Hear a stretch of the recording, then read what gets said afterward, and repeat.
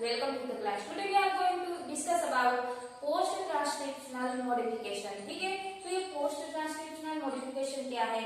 जब हमारा जो डीएनए था उसमें से जो एमआरएनए बनता था वो ट्रांसक्रिप्शन की प्रोसेस थी, एमआरएनए से जो प्रोटीन बनता वो ट्रांसलेशन होता था. लेकिन जब ये जब प्रोटीन से उसमें कुछ चेंजेस आते हैं, मॉडिफाई होते हैं, तो उसमें पोस्ट ट्रांसक्रिप्शनल मॉडिफिकेशन होता है. ठीक है, उसमें एंजाइमेटिक जो एक्टिविटी होती है, केमिकल एक्टिविटी होती है, तो वो पोस्ट ट्रांसक्रिप्शनल मॉडिफिकेशन कहलाता है. तो अब ये जो पोस्ट ट्रांसक्रिप्शनल मॉडिफिकेशन है उसकी डेफिनेशन फर्स्ट ऑफ ऑल देखते हैं. उसे शॉर्ट में हम पीटीएम कहते हैं, पोस्ट ट्रांसक्रिप्शनल मॉडिफिकेशन. तो ये पीटीएम क्या है? The chemical modification of protein during और आफ्टर ट्रांसलेशन बाय कोवेलेंट और enzymatic activity called post transcriptional modification of protein. तो अब ये जो पोस्ट ट्रांसक्रिप्शनल मॉडिफिकेशन होता है, ठीक है, उसमें केमिकल मॉडिफिकेशन होता है, केमिकल जो एक्टिविटी होती है उसमें चेंजेस आता है. ठीक है, ड्यूरिंग और आफ्टर ट्रांसलेशन, जब ये ट्रांसलेशन की प्रोसेस के दौरान या फिर ट्रांसलेशन की प्रोसेस के बाद. ठीक है, अब ये जो एंजाइमेटिक एक्टिविटी होती है, जो ट्रांसलेशन की प्रोसेस होती है उसके दौरान या तो उसकी प्रोसेस के बाद जो एंजाइमेटिक एक्टिविटी होती है, तो उसे हम पोस्ट ट्रांसक्रिप्शनल मॉडिफिकेशन कहते हैं. जब ये जो प्रोटीन का जो चेन होता है, ठीक है, हमने आगे डिस्कस किया था, ये जो अमाइनो ग्रुप होता है और फिर कार्बोक्सिल ग्रुप होता है. ठीक है, उसमें ये पेप्टाइड चेन है. ठीक है, उसके बीच में ये जो आयोनिक बॉन्ड होते हैं, हाइड्रोक्सिल बॉन्ड होते हैं, कोवेलेंट वान der Waals बॉन्ड होते हैं, ऐसे कई बॉन्ड होते हैं. ठीक है, उसमें कई सारे अमाइनो एसिड प्रेजेंट होते हैं. ठीक है, जैसे कि सेरीन होता है, ग्लाइकोसिन होता है. ठीक है, सेरीन ग्लाइकोसिन होता है, तो फिर आर्जिनिन होता है, ऐसे कई सारे अमाइनो एसिड प्रेजेंट होते हैं. ठीक है, इससे पॉलीपेप्टाइड चेन बनाते हैं, हमने आगे डिस्कस किया था. वैसे अब ये जो पॉलीपेप्टाइड चेन बनाते हैं, ठीक है, तो उसमें क्या होता है? It can be occur on the amino side acid side chain और एट द प्रोटीन सी और एन टर्मिनल. सी मतलब जो कार्बोक्सिल ग्रुप है, ठीक है, वो सी टर्मिनल है. अमाइनो ग्रुप है जो एन टर्मिनल है. उसके बीच में जब ये अमाइनो एसिड जुड़ता है, ठीक है, यहाँ हमने जो अमाइनो एसिड का जो, ठीक है, जो न्यूक्लियोटाइड की चेन है उसमें जो एन कार्बोक्सिल ग्रुप है, ठीक है, यहाँ एन कार्बोक्सिल जो अमाइनो ग्रुप है, यहाँ कार्बोक्सिल ग्रुप है. ठीक है, अब ये जो चेन होता है, CH होता है, OH होता है, NOH, जैसे ये लॉन्ग चेन होती है. ठीक है, यहाँ हाइड्रोक्सिल ग्रुप होता है, यहाँ R है. ये R है, उसकी जगह कोई एमाइनो एसिड जुड़ता है, जैसे कि ग्लाइसिन जुड़ सकता है, आर्जिनिन, टायरोसिन. ठीक है, ये सारे एमाइनो ग्रुप जुड़ता है. तो इसकी जो उसके बीच में ये जुड़ता है, तो क्या होता है? उसके बीच की जो प्रोसेस है वो कट हो जाती है. ठीक है, वो सी टर्मिनल पर जुड़ सकता है या तो एन टर्मिनल पर जुड़ सकता है. तो जो नया ग्रुप बनता है, ठीक है, अमाइनो ग्रुप होता है, वो सी टर्मिनल या तो एन टर्मिनल पर जुड़ सकता है. ठीक है, उसे हम पोस्ट ट्रांसक्रिप्शनल मॉडिफिकेशन कहते हैं. इन ह्यूमन या फिर एनिमल्स, ठीक है, in animals it will increase the diversity और एक्यूरेसी ऑफ प्रोटीन्स. जब ये एनिमल्स में प्रोसेस होती है ट्रांसक्रिप्शन की, ठीक है, उसको जो डाइवर्सिटी होती है वो इंक्रीज हो जाती है या फिर एक्यूरेसी होती है, मतलब कि जो प्रोटीन्स में, ठीक है, उसकी जो प्रोटीन्स की क्वालिटी होती है, ठीक है, वो क्वालिटी बढ़ जाती है, या जो प्रोटीन होता है फ्रीडम होता है एक्टिविटी करने के लिए. अब जो फर्स्ट देखते हैं फॉस्फोराइलेशन. फॉस्फोराइलेशन क्या है? ये जब प्रोटीन में फॉस्फेट ग्रुप ऐड होता है तो वो एक्टिविटी करते हैं, तो उसे क्या कहते हैं? फॉस्फोराइलेशन या तो फॉस्फोराइलेशन रेगुलेशन कहते हैं. वो क्या करते हैं? फॉस्फेट ग्रुप होते हैं, वो रेगुलेट करते हैं उस एक्टिविटी को. अब एडिशन ऑफ वन और मोर फॉस्फेट ग्रुप टू प्रोटीन. कई ऐसे अमाइनो एसिड होते हैं, उसमें कोई एक अमाइनो ग्रुप होता है, ठीक है, कोई एक फॉस्फेट होता है या फिर मोर फॉस्फेट या तो ज्यादा फॉस्फेट होता है. तो क्या होता है? वो ग्रुप है वो प्रोटीन के साथ जुड़ सकता है. ठीक है, अब help to regulate biological activity of proteins. अब क्या होता है? वो फॉस्फेट ग्रुप है वो रेगुलेट करता है उसे, इसलिए हम उसे फॉस्फोराइलेशन रेगुलेशन कहते हैं। जब ये बायोलॉजिकल एक्टिविटी होती है तो उसमें जो फॉस्फेट ग्रुप है, ठीक है, वो जुड़ जाता है, उसे रेगुलेट करता है। In animal cells, serine, tyrosine and threonine are the amino acids that are subjected to phosphorylation. जब हमारा जो सेल्स होता है, ठीक है, उसमें जो अमीनो एसिड होते हैं, ठीक है, सेरीन है, टायरोसिन है और थायरोनिन, वो क्या करता है, इस एक्टिविटी में पार्ट करते हैं। अमीनो एसिड उसके साथ जुड़ सकता है। Play a key role in the cell cycle growth apoptosis and signal transduction pathway. मतलब कि ये जो एपोप्टोसिस है, एपोप्टोसिस क्या मतलब कि जो हमारे सेल साइकिल होती है, ठीक है, सेल साइकिल हमारी होती है जो माइटोसिस मियोसिस की जो सेल डिवीजन होता है, ठीक है, उसको जो ग्रोथ होता है, ठीक है, उसे कंट्रोल करता है, इस सिस्टम को कंट्रोल करता है एपोप्टोसिस। मतलब कि ये जो सेल साइकिल में कुछ सेल ज्यादा बन जाते हैं तो उसे वो डिग्रेडेट करते हैं, ठीक है, उस सेल को कंट्रोल करता है, उस सिस्टम को कंट्रोल करता है। एंड सिंगल ट्रांसडक्शन पाथवे मतलब कि ये जो चेन है, ठीक है, उसमें यहाँ जो सारे अमीनो एसिड है उसमें केमिकल या फिजिकल एक्टिविटी होती है, ठीक है, तो क्या करता है, कोई केमिकल बाहर से आया है तो क्या करता है, वन अमीनो एसिड में एंटर होता है, फिर सेकंड में ऐसे पास होके सारे अमीनो एसिड में एंटर होता है, तो क्या करता है, उसको चेक करता है, ये केमिकल आया है वो क्या है, ठीक है, वो कोई टॉक्सिन है तो उसे एक्सपोजर कर देगा, ठीक है, तो ये ट्रांसडक्शन पाथवे होता है। अब देखते हैं एसिटाइलेशन। तो एसिटाइलेशन क्या है, एसिटाइल ग्रुप है वो प्रोटीन में ऐड होता है, ठीक है, वो उसको एक्टिविटी करते हैं, उसे एसिटाइलेशन कहते हैं। तो addition of an acetyl group to nitrogen और usually the end terminal of proteins. अब ये जो एसिटाइल ग्रुप है, ठीक है, वो नाइट्रोजन, ठीक है, उसके साथ यहाँ जुड़ के या फिर एंड टर्मिनल्स उसके साथ ये एंड नाइट्रोजन ग्रुप के साथ जुड़ के ये एंड टर्मिनल के साथ जुड़ जाता है प्रोटीन को, उसे हम एसिटाइलेशन कहते हैं, ठीक है। एसिटाइल ग्रुप जोड़ता है नाइट्रोजन के साथ, फिर एमाइनो ग्रुप जो एंड टर्मिनल्स है, ठीक है, उसके साथ ये प्रोटीन जुड़ जाता है। अब regular transcription factors proteins molecule checkers and cytoskeleton proteins.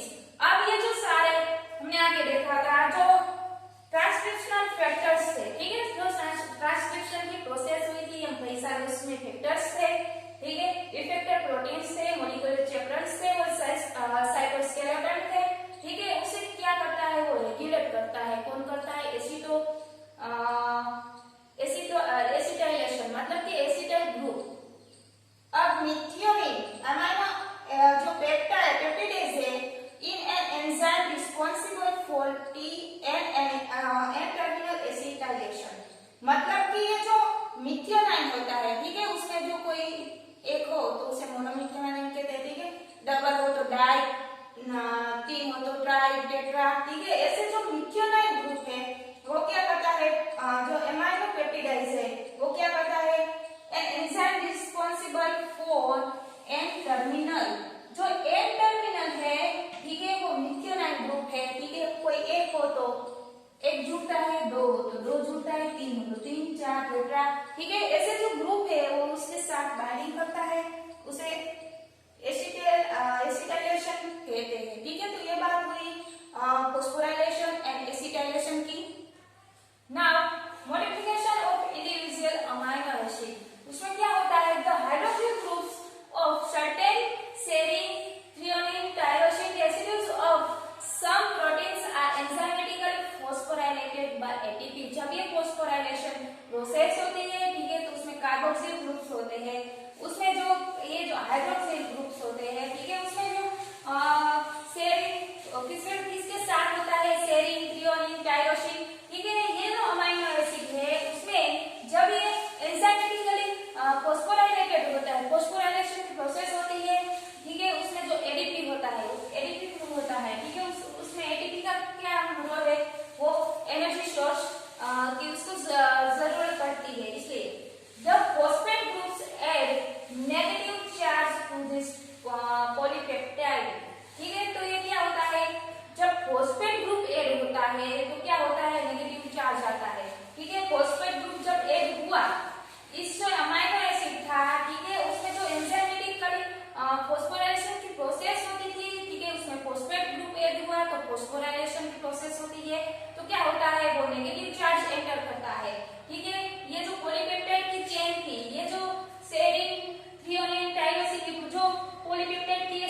बनाता है, ठीक है। उसमें क्या होता है, जब ये फॉस्फेट ग्रुप ऐड होता है, ठीक है, तो ये क्या होता है, नेगेटिव चार्ज हो जाता है।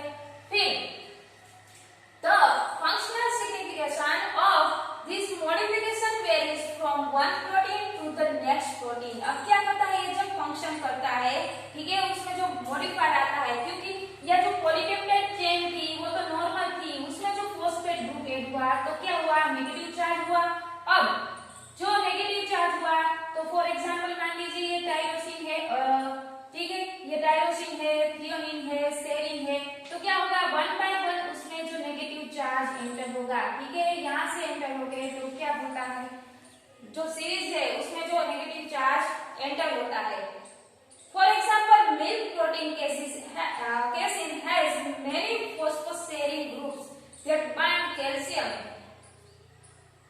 तो क्या होता है कि ये जो आप सब जानते हैं, जो मिल्क है उसमें जो कौन सा प्रोटीन होता है, केसिन होता है, ठीक है। तो केसिन के पास क्या है, मेरिन फॉस्फोसेरिन ग्रुप है, ठीक है। ये जो मेरिन फॉस्फोसेरिन ग्रुप है वो क्या करता है, यहाँ सेरिन है, ठीक है, वो तो नेगेटिव चार्ज हो गया। फिर क्या करता है, वो बाइंड करता है, किसके साथ बाइंडिंग करता है, कैल्शियम के साथ बाइंडिंग करता है।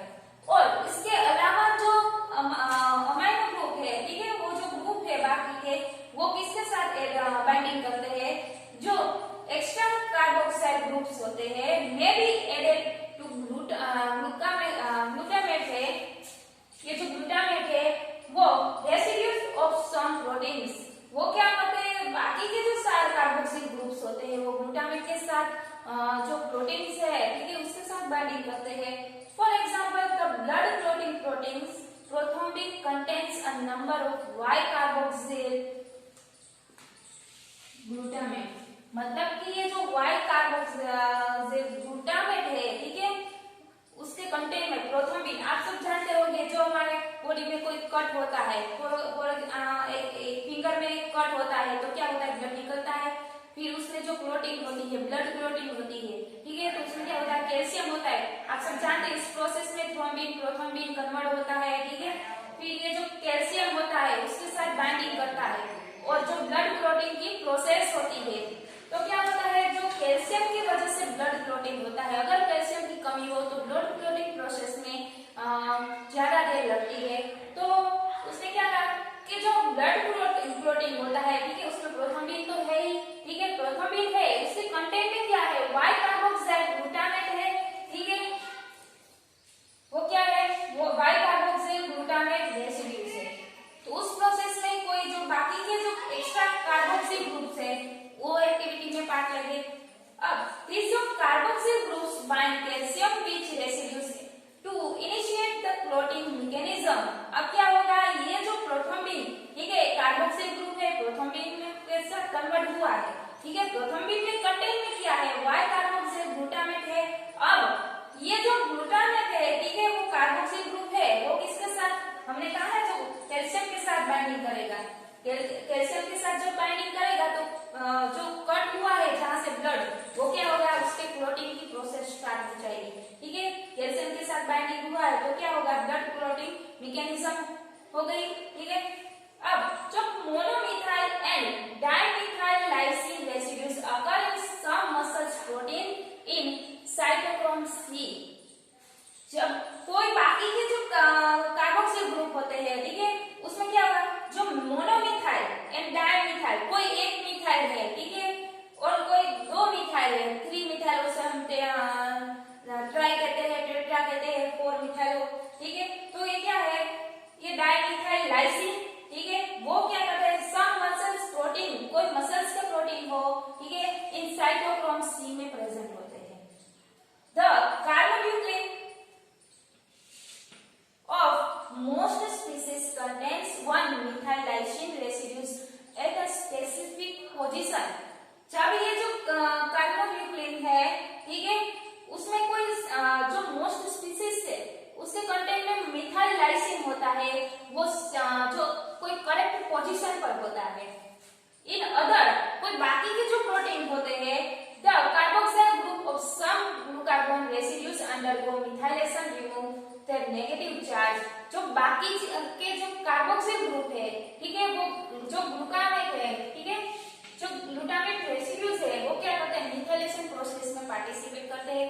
और जो मिथाइलेशन होता है, ठीक है, जब मिथाइलेशन हुआ तो क्या होगा, तो रिमूविंग द नेगेटिव चार्ज, तो ये जो नेगेटिव चार्ज ऐड हुआ था, क्योंकि फॉस्फेट ग्रुप ऐड हुआ तो क्या हुआ, नेगेटिव चार्ज हुआ था, तो नेगेटिव चार्ज जब फॉस्फोराइलेशन की प्रोसेस में एक नेगेटिव चार्ज हुआ, फिर क्या होगा, ये जो मिथाइलेशन होता है तो क्या होता है, जब नेगेटिव चार्ज होता है उसे रिमूव कर देता है। Okay, now attachment of carbohydrate side chain, तो उसमें क्या होता है, the carbohydrate side chains of glycoproteins are attached covalently during और after synthesis of the polypeptide. ये जो पॉलीपेप्टाइड चेन है, ठीक है, उसमें जो एक ग्लाइकोप्रोटीन है, ठीक है, वो ऐड होता है, तो एक उसका अटैचमेंट होता है ग्लाइकोप्रोटीन में का, जो क्या होता है, कार्बोहाइड्रेट साइड चेन पर उसको अटैच करता है। फिर इस in some glycoproteins the carbohydrate side chain is attached enzymatic to arsenic residues. जब ये जो बाकी के जो ग्लाइकोप्रोटीन्स है, ठीक है, वो कार्बोहाइड्रेट साइड चेन पर एंजाइमेटिक जो आर्सेनिन है, ठीक है, उसके साथ बाइंडिंग करता है, तो जो हमने बताया था, तो एमाइनो ग्रुप होता है पॉलीपेप्टाइड का और कार्बोक्सिल ग्रुप होता है, ठीक है, तो उसे हम एन लिंकेज के एन टर्मिनल और सी टर्मिनल कहते हैं। जहां पर कार्बोक्सिल ग्रुप होता है, यहाँ पर एमाइनो ग्रुप होता है, तो उसे एन टर्मिनल कहते हैं, ठीक है। तो ये तो क्या करता है, ये जो सी एन टर्मिनल है वहां पर लिंक होता है, कौन होता है, ओलिगोसैकेराइड्स, वहां पर लिंकेज होता है इन अदर टू सेरीन, वो भी अमीनो एसिड है, और थ्रियोनिन रेसिड्यूज सी लिंक्ड ओलिगोसैकेराइड। अब क्या होता है, आर्सेनिन है वो, ठीक है, लिंक हुआ ओलिगोसैकेराइड, फिर ये जो सेरीन और थ्रियोनिन है वो क्या होगा, सी टर्मिनल पर लिंकेड होगा ओलिगोसैकेराइड पर, ठीक है। Many proteins that function extracellularly as well as the lubricating proteoglycans that coat mucous membrane contain oligosaccharide side chain। अब क्या है, जो ओलिगोसैकेराइड साइड में जो सेरीन था, थ्रियोनिन था, ठीक है, सी टर्मिनल पर जुड़ा था, अब एन टर्मिनल पर क्या हुआ था, आर्सेनिन जुड़ा है, ठीक है। फिर क्या होगा, कई ऐसे प्रोटीन है, ठीक है, वो एक्स्ट्रा सेलुलर फंक्शन करते हैं, ठीक है, लुब्रिकेटिंग प्रोटीओग्लाइकेंस। अब कोई ऐसे जो ग्लाइकेंस है लुब्रिकेंट की तरह वो काम करते हैं, ठीक है, उसका फंक्शन ऐसा है, वो क्या है, म्यूकस मेम्ब्रेन में होता है, ठीक है, म्यूकस मेम्ब्रेन में होता है, उसके कंटेंट में ओलिगोसैकेराइड चेन है, ठीक है। अब बात करें तो एडिशन ऑफ आइसोप्रीनाइल ग्रुप की, तो आइसोप्रीनाइल ग्रुप क्या है, a number of eukaryotic proteins are modified by the addition of groups derived from isoprenyl। उसे आइसोप्रीनाइल ग्रुप्स भी कहते हैं, शॉर्ट में उसे आइसोप्रीन भी कहते हैं, ठीक है। तो ये क्या हुआ है, जो यूकैरियोटिक प्रोटीन है, ठीक है, वो ऐड होता है, वो जो यूकैरियोटिक प्रोटीन है उसका जो ऐड होता है, ठीक है, आइसोप्रीनाइल ग्रुप, वो जो उसके साथ एडिशन होता है। A covalent bond is formed between the isoprenyl group and cysteine received from of the protein। मतलब कि ये जो बॉन्ड है, ठीक है, वो बॉन्ड किसके बीच में होता है, तो आइसोप्रीनाइल ग्रुप एंड सिस्टीन है, ठीक है, उसके बीच में ये जो प्रोटीन के है, ठीक है, उसके बीच ये जो दोनों है उसके बीच में, इस दोनों ग्रुप के बीच में बॉन्डिंग होता है, क्या होता है, थियोथर बॉन्ड होता है, ठीक है। The isoprenyl group are derived from the pyrophosphorylated intermediate of the cholesterol biosynthetic pathways such as the phenyl pyrophosphate। अब क्या होता है, जो ये पायरोफोस्फेट है, ठीक है, पायरोफोस्फेट है, वो क्या होता है, पायरोफोस्फेट जो पायरोफोस्फोराइलेटेड है, वो फोस्फोराइलेशन की प्रोसेस करते हैं, वो क्या इंटरमीडिएट करते हैं, जो कोलेस्ट्रॉल बायोसिंथेसिस पाथवे होता है, ठीक है, उसके बीच में आइसोप्रीनाइल ग्रुप वो पायरोफोस्फोरेट के साथ इंटरमीडिएट करता है, तो वो क्या बनता है, फेनाइल पायरोफोस्फोलेट बनता है, ठीक है। अब protein modify in this way include the race protein. अब क्या है, जो ये प्रोटीन मॉडिफाई हुआ है तो किसके साथ जो इंक्लूड होगा, रेस प्रोटीन, ठीक है, वो भी प्रोटीन है, रेस प्रोटीन है। Product of the ras oncogenes. Oncogenes क्या है आपको पता है, वो क्या है, एक प्रकार का वो कार्सिनोजेनेस है, वो जो डिजीज कॉज करता है कैंसर का, ठीक है। वो क्या है, ओंकोजीनेस है and pro oncogenes and G protein and lamins protein found in the nuclear matrix. अब क्या होता है, ये जो प्रोटीन है, ठीक है, ये प्रोटीन मॉडिफाई हुआ, क्या हुआ, रेस प्रोटीन के साथ जुड़ा, फिर क्या होता है, उसकी प्रोडक्ट बनती है रेस प्रोडक्ट, रेस प्रोटीन की प्रोडक्ट बनते हैं तो उसे रेस ओंकोजीनेस कहते हैं और उसे प्रोटो ओंकोजीनेस कहते हैं। और जी प्रोटीन है, लेमिन्स है प्रोटीन, ये सब कहाँ होते हैं, न्यूक्लियर मैट्रिक्स में पाए जाते हैं। अब ये उसकी प्रोडक्ट बन गई, फिर क्या होता है, this isoprenyl group helps to anchor the protein in a membrane, ठीक है। अब क्या होता है, उसमें मेम्ब्रेन में वो क्या करता है, हेल्प करता है द ट्रांसफॉर्मिंग द कार्सिनोजेनिक। अब ये जो कार्सिनोजेनिस में ट्रांसफर होता है, अब ये जो रेस प्रोटीन था, ठीक है, उसकी प्रोडक्ट में रेस ओंकोजीनेस बना, फिर जी प्रोटीन है, लेमिन्स है, उसके साथ ये प्रो ओंकोजीनेस है, सब क्या हुआ, न्यूक्लियस में आया, फिर ये मेम्ब्रेन में है, फिर ये ट्रांसफरिंग किसमें हुआ, कार्सिनोजेनिस में हुआ।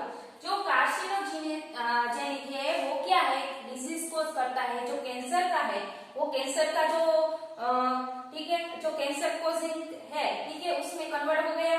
फिर क्या होता है, ये जो कार्सिनोजेनिक एक्टिविटी करते हैं उसमें इन्वॉल्व होता है, ये जो activity of the ras oncogenes is the loss. फिर क्या होता है, ये जो रेस ओंकोजीनेस है, ठीक है, वो क्या होता है, एक्सपोज हो जाता है, डेड होता है, ठीक है, डिग्रेड होता है। When isoprenylation of the race protein is the block. जब ये रेस प्रोटीन जब ये डिग्रेड कब होता है, तब जब ये जो रेस प्रोटीन है, ठीक है, रेस प्रोटीन था, उसकी प्रोडक्ट बनता था ras oncogenes and pro oncogenes, G protein, lamins, सब उसकी प्रोडक्ट्स बनता था, प्रोटीन सब जुड़ता था, फिर न्यूक्लियर मैट्रिक्स में आता था। लेकिन जब ये जो आइसोप्रेनाइलेशन होता है, ठीक है, आइसोप्रेनाइलेशन की प्रोसेस होती है, तो क्या होता है, रेस प्रोटीन ब्लॉक हो जाता है।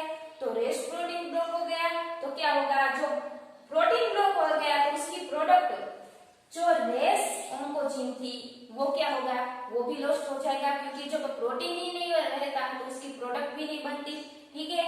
तो ये प्रोसेस कब होती है, ये की प्रोडक्ट प्रोसेस कब होती है, of finding that has stimulated interested in identifying inhibitor of this post-transcriptional modification pathway for using in cancer chemotherapy।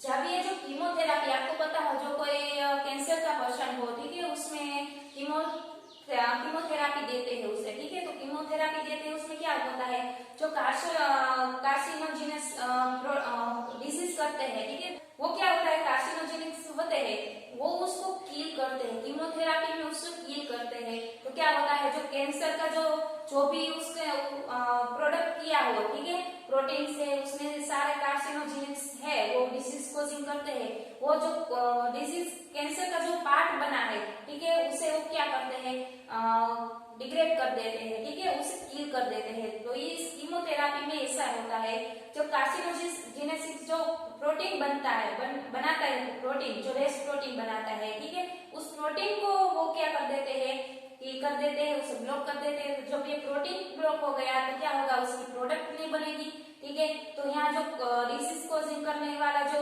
Protein है, ठीक है, वो खत्म हो जाएगा, तो कैंसर वो है वो आगे उसके जो बनने के चांसेस नहीं होते, ठीक है।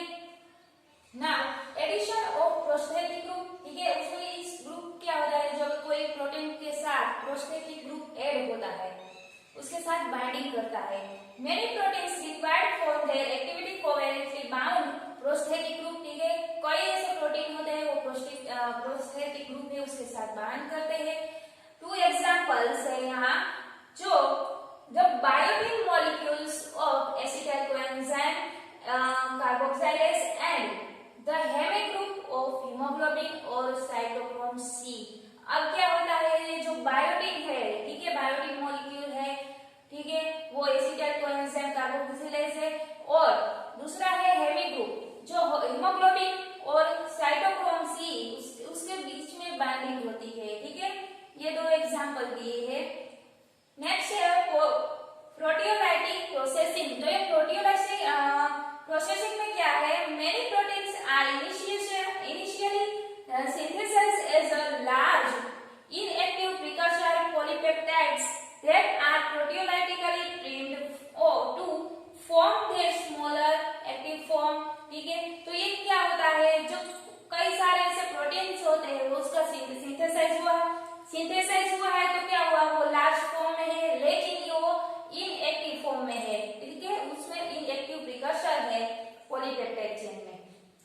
पर क्या होता है, ये प्रोटियोलाइटिकली ये जो बनता है, ठीक है, उसको ट्रिम करता है और वो ट्रिम होता है तो क्या होता है, उसको स्मॉलर करते हैं और जो स्मॉलर होता है वो एक्टिव फॉर्म में आते हैं, ठीक है। फॉर एग्जांपल इंक्लूड प्रोइंसुलिन है, सम वायरल प्रोटीन्स है and proteases such as a homotrypsinogen and trypsinogen, ठीक है, ये उसके एग्जांपल है। नेक्स्ट है formation of disulphide cross linking, ठीक है। ये क्रॉस लिंकिंग क्या होता है, ये क्रॉस लिंक होता है दोनों के बीच में। After folding into their native conformation some proteins from interchain और जो इंटरचेन होता है disulphide bridge between cysteine residue, ठीक है। तो ये क्या होता है, फोल्डिंग के बाद उसमें जो नेटिव फॉर्मेशन आता है तो कोई प्रोटीन ऐसा करते हैं वो इंट्रासेल्युलर होते हैं, ठीक है, तो इंट्राचेन बनाते हैं और इंटरचेन बनाते हैं, ठीक है। वो जो डाइसल्फाइड ब्रिज बनता है सिस्टीन के बीच में। In eukaryote disulfide bond are common in proteins to be export from cell. अब क्या होता है, यूकैरियोट में क्या होता है, जनरली ये जो प्रोटीन्स होते हैं, ठीक है, सेल से वो एक्सपोर्ट होते हैं, ठीक है। The cross-linked form in this way help to protect the native conformation of the protein molecule from denaturation in the extracellular environment, which can differ greatly from intracellular condition is generally oxidizing। अब क्या होता है, ये जो cross linkage होता है, ठीक है, तो उसमें क्या होता है, ये जो नेटिव कन्फर्मेशन में आते हैं प्रोटीन मॉलिक्यूल, ठीक है, तो ये क्या होता है, उसको हेल्प करते हैं, प्रोटेक्ट करते हैं, ठीक है। फिर जो डीनेचरेशन होती है उसमें ये हेल्प करते हैं एक्स्ट्रा सेल्युलर एनवायरनमेंट में, ठीक है। फिर क्या होता है, ये जो इंट्रासेल्युलर कंडीशन होती है, ठीक है, वो क्या होती है, जनरली ऑक्सीडाइज होती है, ठीक। तो ये बात हुई पोस्ट ट्रांसक्रिप्शनल मॉडिफिकेशन की, ठीक है।